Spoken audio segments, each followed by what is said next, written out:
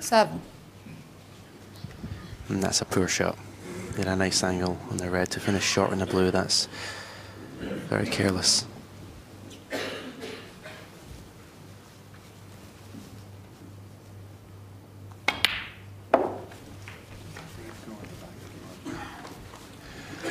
Now, does this red pot, the one that I mentioned he might be able to get on, well, it clearly passes 10. the red, but has he gone far enough for the cue ball? Looks a little tight there. But if it goes, it opens up another red for the opposite corner, but it's very tight, so he's going to take the slightly more difficult red.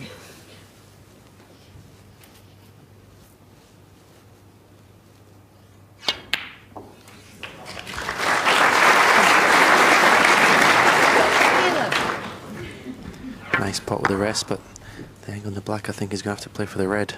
That's on the black cushion.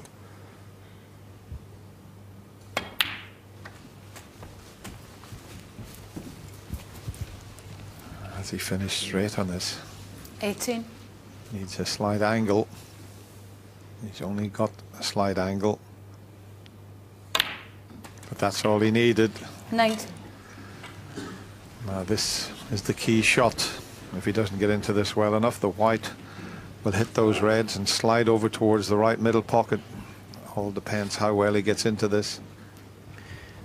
Yeah, the exacting positional shot is kiss the red to the left of the pink. But you would think any cannon, he'll be unlucky not to be on one, and that looks very good indeed. 26.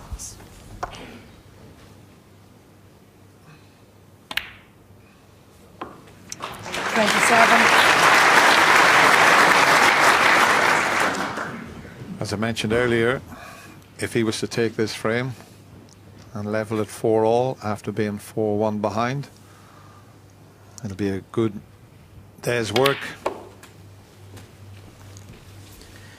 Yeah, at 4-1 Dennis, I was starting to think there was warning signs already. We all know how good Ron is 34. when he gets a lead, but this has been a great performance by Judd Trump.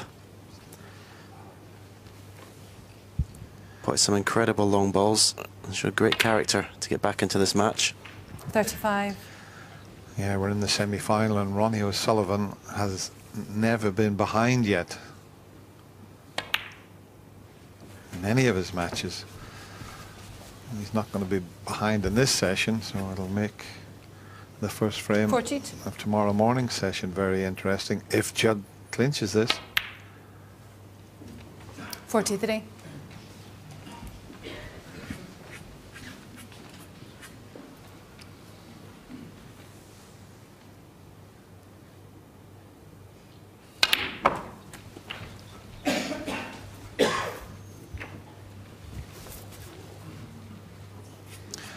Four. 94% against 87%.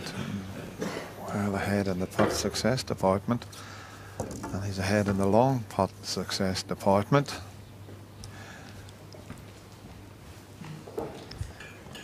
And you would say this is the most, or the last chance really for O'Sullivan. If Judd gets nicely positioned in the colour, you would expect him to take the frame here.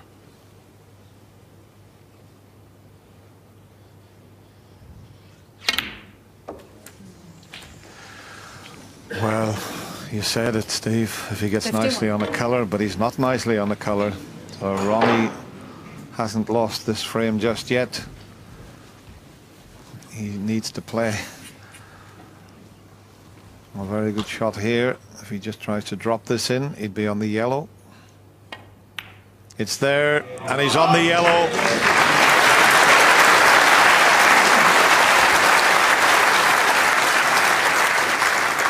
$58.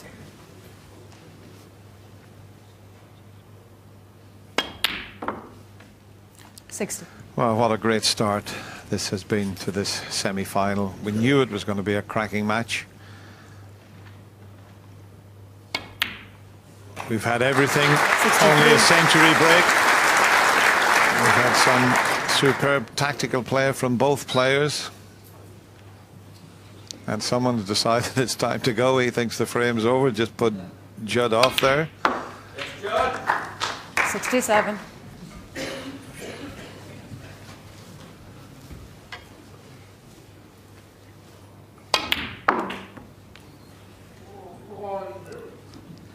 Just around the 72. houses. I wonder how hard he'll hit this.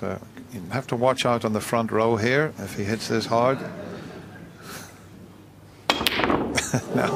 No, it's still on the table. 72. Well, that's a pretty good comeback from Judd Trump. He was 4-1 down. He's won the last 3 frames. What a semi-final we've got here. We're all square, 4 frames each. Absolutely. What a brilliant first session. Now, I don't know what you've got planned for tomorrow morning at 10 o'clock. Whatever it is, I suggest that you cancel and join us at 10 o'clock tomorrow morning for the second session. Absolutely exhilarating snooker. Brilliant session of snooker. 2 players playing some great tactical stuff. That one session there, for me, has just shown me how much Judd Trump has improved. As a character, I thought 4-1 behind, it looked worrying signs like he was going to get, it was going to be a runaway. To dig in there and play as well as he's done from 4-1 to 4-4, that's as good as I've seen him compete. Steve? Yes, and if you are going to beat Ronnie O'Sullivan, the counter-punching style, it can work as well, because I would imagine he's a little bit shocked at how well Judd Trump came back. It's not like it's never happened before, but I think he felt in good spirits. Ronnie O'Sullivan looked like he was fighting very well, and I would have thought perhaps expected to win the session, but the snooker standard was just exceptional. We sit here in the studio. We're supposed to criticise to some degree if we feel there's just nothing to say other than just fantastic. It's funny how you watch matches. I was saying earlier today, I said when he was playing Sean Murphy and he was 8-3 behind, his highest break was 40 and he couldn't pot a ball. His highest break before that was 50, that last break. But it was fantastic snooker. He was competing so well. It just shows it's not always about making the centuries and 90s. It's being in there, giving everything you can. Tonight, it's going to be all about the second semi-final of the 2013 Betfair World Snooker Championship as Ricky Walden takes on Barry Hawkins. And a really interesting matchup because Ricky Walden has won 2 ranking titles to Barry Hawkins 1. Walden leads the head-to-head. They played each other 7 times, their first meeting back in 2001. Hawkins won the latest meeting in a PTC event last year, but we're now into the best of 33 frames. Let's hear from Barry Hawkins as he prepares for the big one. It hasn't really sunk in yet. I just want to try and keep my mind on the job really, and it's like a big opportunity to try and get to the final of the World Championship, which I've always dreamed of being in. It'd be the biggest moment of my career by far. I've been watching the World Championship for years and years, and especially watching Jimmy White and things like that. Jimmy getting beaten all in finals with Hendry. I was watching it when I was a youngster, and I've always dreamt of playing in the World Final.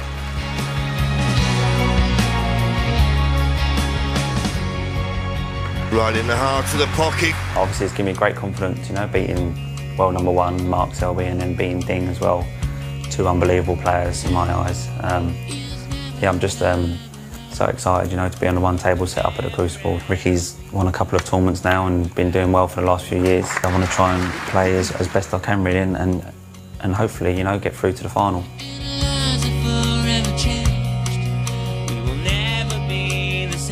I've always known I've had the ability to play well and perform really. So, but the mental side of things has been a big part of what was lacking in the past. Like the self-belief, especially. Always lacked self-belief over the years, and been working on that really hard with Terry Griffiths and things like that. And hopefully now it's starting to pay off. Now we've got so many playing opportunities that we're getting more match practice and more confidence. So I think it's just helping us all round really, and I think that's the big difference. And obviously now I'm probably a little bit mentally stronger maybe, especially on the big stage, so that helps massively. Been trying for so long to show people like how I can play. I think I've showed that in spells this week. I haven't showed it fully yet. I've just been playing really solid. My safety's been really good, and but if I can play how I know I can play, then perhaps they're looking a bit differently and fancy me a bit more for future tournaments maybe.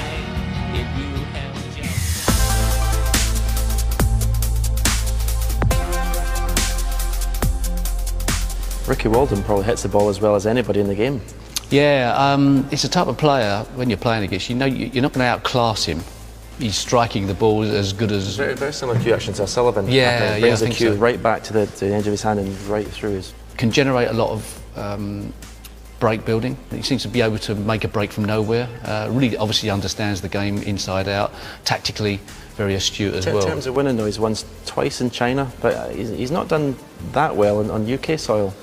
He got to the semi-final, I think, in the UK last year, but apart from that, he's not done well in the world. No, it's a crowded marketplace. We're trying to win events, we know that. What goes for him, I think, the first ranking event he did win, it wasn't against another surprise finalist, it was against Ronnie O'Sullivan. The biggest breakthrough I think he needs to make probably is in the World Championship, where he hasn't really achieved on the ultimate stage. But he's putting himself in the frame now. I think that's all he can do, really. I think if it's one criticism, I think he's not beating the very top players enough, consistently enough to get to these tournament finals. You know, every week in, week out. If you've got aspirations to get in the top 4 or anything, you need to be winning matches, against the Higginses, the Williams, the Selbys regularly. And I think he tends to play in patches a bit. To his credit, he actually sort of resisted the temptation to stand differently, has a very strange stance, looks like perhaps he's in the Olympic swimming team, ready to launch himself forward. It would be easy for him to have started to mess around with his technique. He's not done that, he's just let his talent flow. At any moment, I think he could win an event. Definitely. So it's another All-England semi-final. Ricky Walden v Barry Hawkins. You can watch that match live at 7 o'clock here on BBC Two. Well, John, Ricky Walden ran the New York Marathon in 2009. Is he ready for the marathon that is the Crucible? Well, that certainly help. I mean, I think this is a really hard match to pick a winner in. I think Ricky's done really well to come through. Had a hard match with Rob Milkins, then got over against Michael White. As for Barry Hawkins, well, he's knocked out world #1 Mark Selby. Great performance, and then took out Ding Junhui, who most people thought would win the bottom half. His match play's been superb so far. He hasn't let people play against him, Barry. He's been very good. He scored when he's in amongst the balls. A really hard game this to pick the winner. For you, Steve, Barry Hawkins starts as the favourite? Well, Ricky Walden's has got the CV of winning tournaments. Barry Hawkins has beaten the bigger names in this event, but I think it's very hard to envisage anything other than a very close-fought fight. And if there is to be a runaway victor, I haven't got a clue which one it's going to be. So I think from a gambling perspective, if you were trying to pick a winner, it's a match to avoid, really, because nobody really has a guideline. They're into uncharted territory themselves, and that's important. I think the big thing as well is that first is who can settle down early, because they're going to go into completely unknown territory. Walking out in the arena, all of a sudden it's gone from being cramped, divide and wall. You can hear people breathing on the front row. Now all of a sudden there's a table and it's in the middle of a football pitch. Yeah, but with the greatest respect to the players that Ricky's beaten, Barry has beaten the big names. He's knocked out 2 people who many pundits were predicting to win the title. Yes, but when he's all of a sudden up against Ricky Walden, they've both got such a great chance to get into the final. That'll get the nerves jangling as well. And don't forget that Barry Hawkins has won the Australian.